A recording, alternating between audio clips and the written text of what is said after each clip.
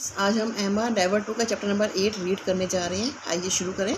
Chapter 8 है Harriet expresses her affection for Frank Churchill. मतलब Harriet ने दिखाया अपना प्यार स्नेह फ्रैंक चर्चिल के लिए। आइए शुरू करें। Frank Churchill being gone from हाईवे was a sad change for Emma. यानी जो फ्रैंक चर्चिल थे, आपको पता ही है लास्ट चैप्टर में हमने पढ़ा था, वो हाईबरी से चले गए थे क्योंकि उनकी आंटी बीमार थी। ये एक दुखद या समझिए इसकी वजह से जो एमा काफ़ी उदास थी या दुखी थी। They had been meeting almost every day. वो लोग रोज़ मिला करते थे। And the thought that he had almost told her that he loved her was constantly on her mind. और वो जो उसका ख्याल था कि वो उससे प्यार करती है, वो उसके दिमाग में रह गया। यानी एमा फ्रैंक चर्चिल को ये एक्सप्रेस या बता नहीं पाई कि वो उससे प्यार करती है। ये थॉट उसके ब्रेन में ही रह गया एमा के। She continued to entertain no doubt of her being in love। और वो अभी भी ये मानती है कि वो उसे प्यार करती है। Her idea only varied as to how much। और उसका आइडिया किस तरह से चेंज होता है। At first she thought it was a good deal। पहले तो वो सोचती थी कि ये जो रिलेशनशिप है एक अच्छी रिलेशनशिप है, गुड डील है। And afterward she had her doubt। लेकिन बाद में उसे शक होने लग गया। For some time she was impatient for a letter from him। थोड़े टाइम बाद वो इंतज़ार करने लगी कि शायद कोई लेटर उसकी तरफ से आएगा। With gradual reflection, और उसको प्यार दिखाई देगा उसमें। She decided that she must refuse him। फिर उसने सोचा कि वो इसको मना कर देगी। Their affection was always to subside into friendship। और उसने अपनी अफेक्शन को फ्रेंडशिप में टर्न कर लिया, बदल लिया। जो उससे प्यार करती थी अब उन्हें उस लगाव को फ्रेंडशिप में बदल लिया अपने ही ब्रेन में। When she became aware of this, it struck her that she was not in love with him at all। और जब वो जागरूक होती है तो उसे लगता है कि वो उससे प्यार नहीं करती। Her determination to never leave her father alone। और जो उसकी एक संकल्प था ना कि वो अपने पिता को अकेला कभी नहीं छोड़ेगी, never to marry, कभी शादी नहीं करेगी, was as strong as ever। अब भी वो उसकी ब्रेन में स्ट्रॉन्ग है। He is undoubtedly very much in love। ये तो श्योर था कि वो प्यार में है Frank Churchill. Everything denotes it. हर चीज़ उसकी यही दिखा रही थी, very much in love indeed, कि वो बहुत ज़्यादा प्यार में है। And when he come again, और जब वो दोबारा आता है, इफ़ हीज अफेक्शन कॉन्टीन्यूस, और अगर उसके ऐसे ही कॉन्टीन्यूस रहा उसका लगाव, तो I must be on my guard to not encourage it. तो मैं मतलब एमा उसको और ज़्यादा इनकरेज नहीं करेगी। Mr Elton was now married to Augusta Hawkins. और मिस्टर एंटन थे, आपको शायद पता ही होगा कि मिस्टर एंटन थे जिसको एमा हैरियट के साथ शादी करने के लिए फोर्स डाल रही थी। उन्होंने अब मैरिज कर ली है ऑगस्टा हॉकिंस से। And Highbury finally had a topic other than Frank Churchill to discuss. अब हाईबरी में एक नया टॉपिक डिस्कस करने को आ गया फ्रैंक चर्चिल के अलावा मिस्टर एंटन और उनकी मैरिज के बारे में। Dinner parties were thrown by everyone in their honour. अब डिनर पार्टी फिर से दी जानी शुरू हो गई, किसकी ऑनर में? मिस्टर एंटन की मैरिज के ऑनर में। आइए देखिए इस पिक्चर में हम देखते हैं किस तरह से मिस्टर एंटन अपनी वाइफ जिसका उनकी मैरिज हुई है यह दिखा रहे हैं, और एमा उनको देख के काफ़ी उदास है। यहाँ Harriet feels dejected to know of the marriage of Elton and Augusta. और जो हैरियट है काफ़ी निराश है एल्टन और जो है ऑगस्टा की मैरिज को देख के। आइए आगे रीड करते हैं। इस पिक्चर में देखिए किस तरह से पार्टी दी जा रही है मिस्टर एंटन की मैरिज को लेकर। Mr Elton snubs Harriet and refuse to dance with her. इसे मिस्टर एंटन ना बेइज्जत करते हैं हैरियट को और डांस करने के लिए मना कर देते हैं हैरियट के साथ। आइए अब आगे चलते हैं, लेसन रीड करते हैं। Harriet seemed sadder then ever. And जो हैरियट थी अब और भी ज़्यादा उदास हो गई। पहले तो जब मिस्टर एंटन ने उसे शादी करने के लिए मना कर दिया था, रिफ्यूज़ कर दिया था, और हैरियट काफ़ी उदास रहने लगी थी। लेकिन जब देखा कि मिस्टर एंटन ने मैरिज कर ली है हॉकिंस के साथ, तो हैरियट अब और भी ज़्यादा उदास रहने लग गई है। एंड नथिंग एमा सैड और did could make her feel any better. अब एमा का कुछ कहना या करने से उसको मतलब उसकी वो बदल रही सोच, अभी भी कॉन्टीन्यूस उदास है। To her dismay Emma discover that Mrs Augusta Elton was a vain woman who was very satisfied with herself. और इन सब के बीच में एमा देखती है कि जो मिसेज ऑगस्टा एंटन है वो बड़ी बेकार सी औरत है, वो बस अपने अंदर ही खुश रहती है। She thought herself to be the most important and spoke incessantly. और वो सोचती है उसके बारे में कि बस वो हमेशा ही बस बोलती रहती है, मस्ट टू अनोयंस ऑफ एमा, जिसकी वजह से एमा काफ़ी परेशान होती है। इन सब फेवर वूमन की कितनी मतलब बर्दाश्त करने लायक औरत है ही नहीं। Was Emma instant explain after meeting Augusta Hawkins for the first time. और वो इसको इस चीज़ को बाद में मिलने के बाद हॉकिंस को कहती भी है कि मतलब वो उसे पसंद नहीं करती और उसकी फ्रेंडशिप को एक्सेप्ट नहीं करती। Eventually Augusta respect and feeling towards Emma altered. और अब इस वजह से, क्योंकि मतलब एमा को पसंद नहीं करती तो और जो है ऑगस्टा अपने आप को काफ़ी बेइज्जत महसूस करती है और वो भी उसे मतलब क्योंकि मतलब ऑगस्टा है वो उसकी मतलब एमा को रिस्पेक्ट नहीं करती। Emma had not encourage any proposal of friendship that were made to her. और एमा ने जो उसकी तरफ से प्रपोजल आया फ्रेंड्स का उससे भी ठुकरा दिया था। The enmity that Mrs. Anton could not show to Emma because of her higher ranking in society was vented out on Harriet। जो मिसिस एंटन है उसका जो मतलब क्योंकि एमा ने रिजेक्ट कर दिया था उसका फ्रेंडशिप का प्रपोजल, उससे थोड़ा बेइज्जत किया, तो जो उसका नफरत भरी थी मिसिस एंटन की वो एमा से तो उसका बंदा नहीं दे पाती क्योंकि एमा एक अमीर ख़ानदान से बिलोंग करती है, लेकिन वो अपनी नफरत को हैरियट पे निकालती है। आफ्टर अबाउट 2 months 2 महीने बाद मिस्टर वेल्सन received an letter from his son. 2 महीने बाद मिस्टर वेल्सन को एक लेटर मिलता है उनके बेटे फ्रैंक की तरफ से।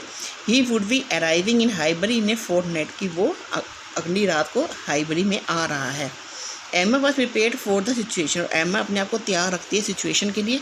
She decided to observe how he behaved around her, कि वो उसके साथ कैसा बिहेव करती है एंड देन कैसा बिहेव करता है and then determine how she must, वो भी उसी तरह से उसके साथ बिहेव करेगी।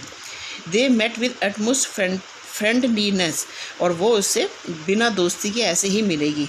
इन an instant it was clear to her that he no longer had the same tenderness for her. और वो मिल के पता लगाती कि उसके अंदर उसकी वो दोस्ती नहीं रही है। She was less in love as he had been before.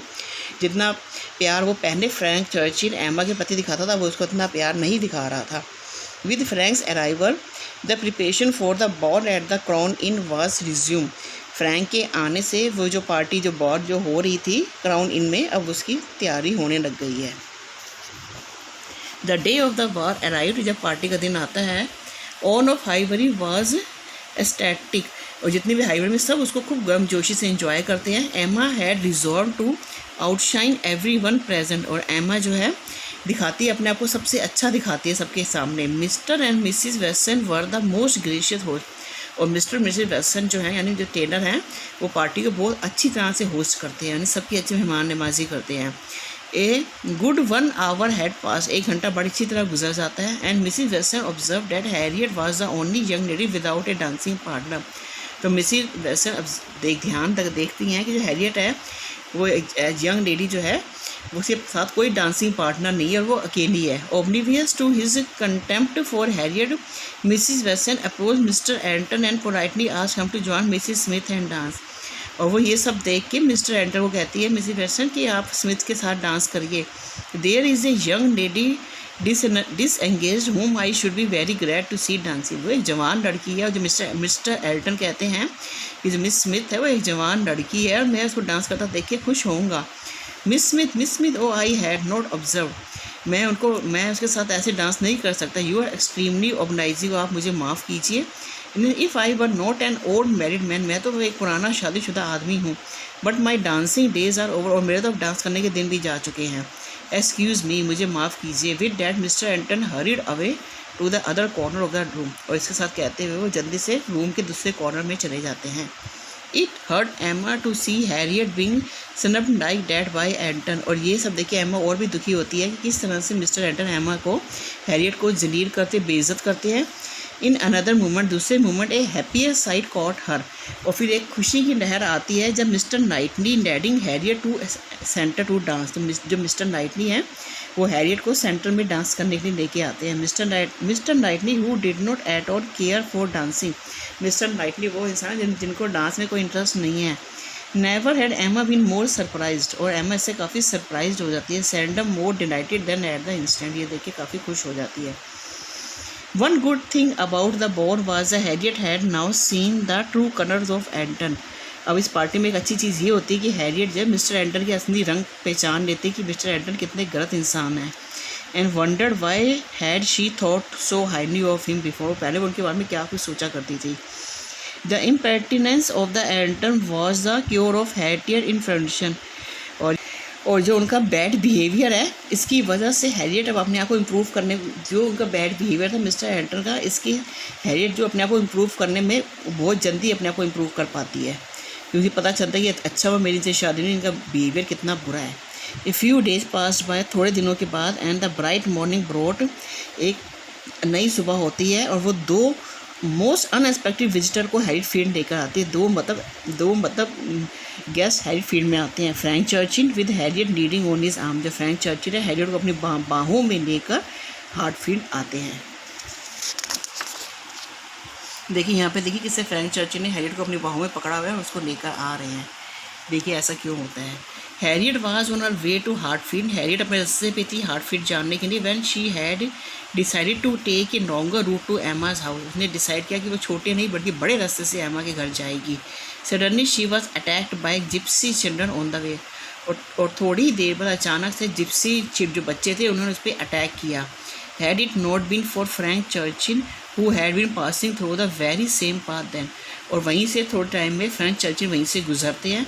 Harriet would have led unconscious on the road, और हैरियट को बेहोशी की हालत में सड़क पर गिरा हुआ देखते हैं।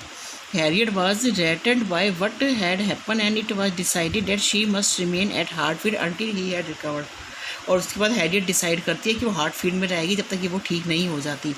A conversation between Emma and Harriet give Emma the idea that Harriet was now smitten with Frank Churchill, तो दोनों के बीच एमा और हैरियट के बीच में बातचीत होती है, जिससे कि एमा को लगता है कि जो हैरियट है वो फ्रैंक चर्चिल की तो थोड़ा लाइक करती है। Harriet had declare that she would never marry, जबकि हैरियट ने कहा कि अब वो कभी शादी नहीं करेगी, because object at of her affection was in her own words, और जबकि उसके खुद के वर्ड्स में वो अफेक्शन प्यार नज़र आ रहा है।